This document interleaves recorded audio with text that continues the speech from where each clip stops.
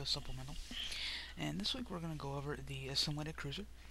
We're going to take just a quick little look around the map for a minute or two before we go into each compartment area and each actual area of the map and break it down into what we can find out that'll help you for fighting on this map. Now, as you can already see, the map's broken down into a circular area similar to how Deserted Facility is. This is just me with a random PvP match going on at the moment. Just flying around and taking a look at some of the major areas of the map. There's basically two large areas and one smaller area with the majority of the map being corridors, as we're taking a look at now. It is a Assimilated Cruiser, so you are going to see some Borg-type decorations, but the majority of the map does lead into these corridors, or into one of two big rooms or one medium-sized room. Now, the fun thing about the Assimilated Cruiser is its size, and depending upon if you're winning the match or losing the match, could be the fun factor of that. Either you're farther behind maybe and you're trying to catch up, gathering up with teammates, or you're trying to defend a flank from enemies coming around, because the corridors we're looking at now, as you can see, they kind of lead out everywhere. So there's a lot of ways to really lose or gain ground on the map. Now what we're going to do is we're going to go ahead and pause the video from that point on, and we're going to take a more in-depth ground view look into the map. Now, as you can see, as I said before, there's two main areas. You've got the bridge, and you've got main engineering. And in the middle, you've got sort of the cargo bay transporter area. The bridge area, I think, is fairly standard. As you can see, it's just a typical bridge from a Fed ship. And it does provide a few tactical options. Let's say you're chasing someone, and they're running basically what I like to call uphill, from one end to the other. The only way really sufficiently up the sides is either the side ramps up the top. Now, you can chase someone and jump level to level, but if you've experienced the jumping mechanics in Star Trek Online, then you know that they are a little buggy at times. So sometimes chasing someone through the upper side of the bridge is not the best. Now, going downhill, obviously no problem, you don't have to jump. But I do like the bridge for one reason only: tons of little areas to hide behind. All these little consoles, great for crouching down in aim mode, sticking out of fire for 2 to 3 seconds, and regenerating some shields. And it's a wide open space, so if there's a lot of people on the map, this is a great room to battle in. But as I said before, the main fighting and passion of fighting on this map comes in the corridors, which, as you can see, are pretty long and circular. I'll take a quick bird's eye view really quickly of the map. As you can see, all the corridors loop all the way around into one circle, with one exception. There's a main corridor pretty much in the middle that cuts through all the other corridors. Going back down into the red side of the map that we were on, as you can see, it comes to a junction point, basically the main junction point, I like to call it. From this point, you are prompted with choosing blue side, red side, again, traditional PvP standards, or you can go down this little yellow tunnel. Now, if you're looking for the quickest way to get across the maps, this yellow tunnel corridor is the quickest. It will cut all the way through, and it does provide, as you can see, plenty of boxes and plenty of areas to duck behind.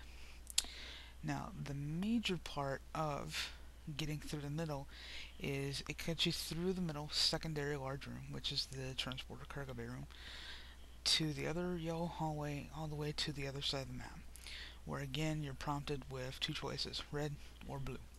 So again, it leads from one area of choice to another. Now, it is the quickest way, and there's a few extra little bonuses for going this way if you go through. The cool thing about the transporter room is not only does it give you a bunch of covering fire areas from the two pylons and this little cubby hole alcove that the transporter pad conveniently provides, but you also have this handy dandy convenient little box, and you've probably seen these boxes on PvP maps before. The ones that are generally flashing indicate you can interact with them.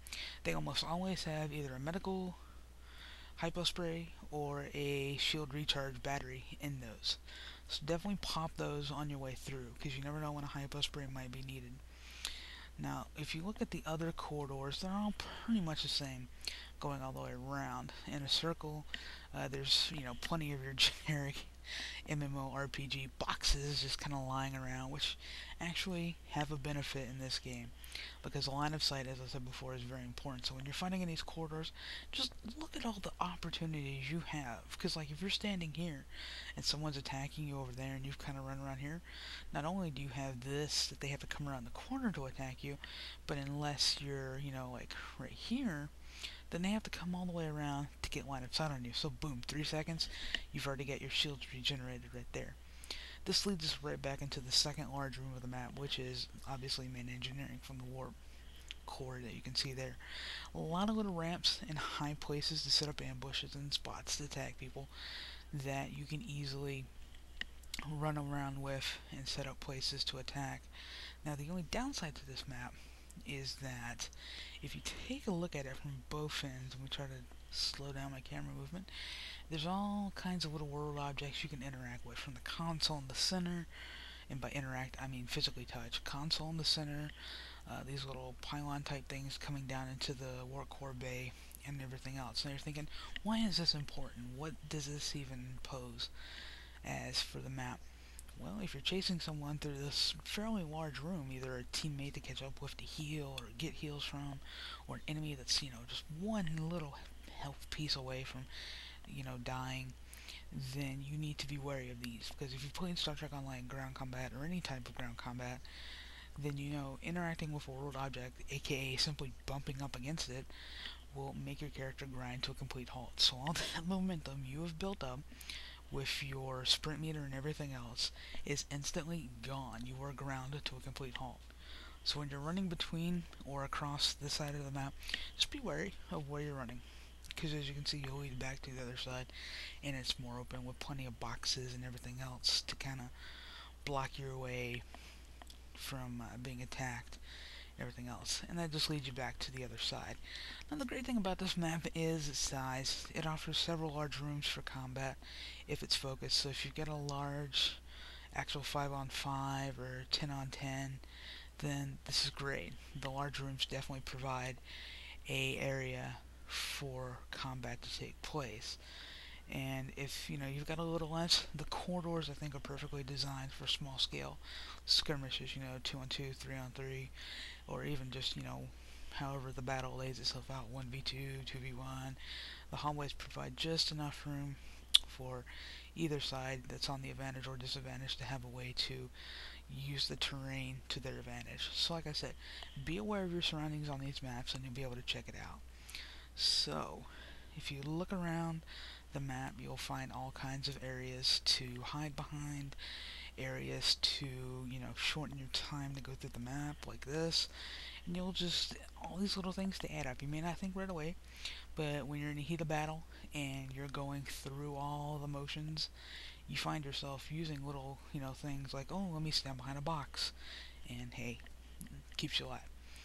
It's the difference between staying alive to get off that extra kill and winning the match, or dying and letting the other team get just another kill quicker to the kill count total win limit. So definitely take out Star Trek Online and just try out Assimilated Cruiser. You'll like it.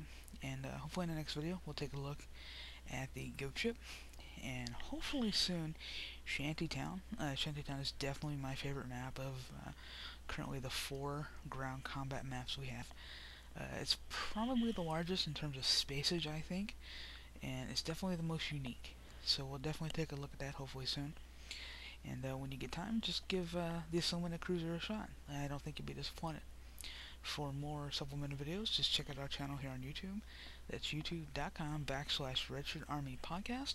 And you can check out our regular weekly podcast live on Ustream Sundays at 5 p.m. Eastern at ustream.tv/channel/RedShirtArmy. And you can find our podcast at RedShirtArmy.com. This is Matt, and I'll see you guys later. Bye-bye.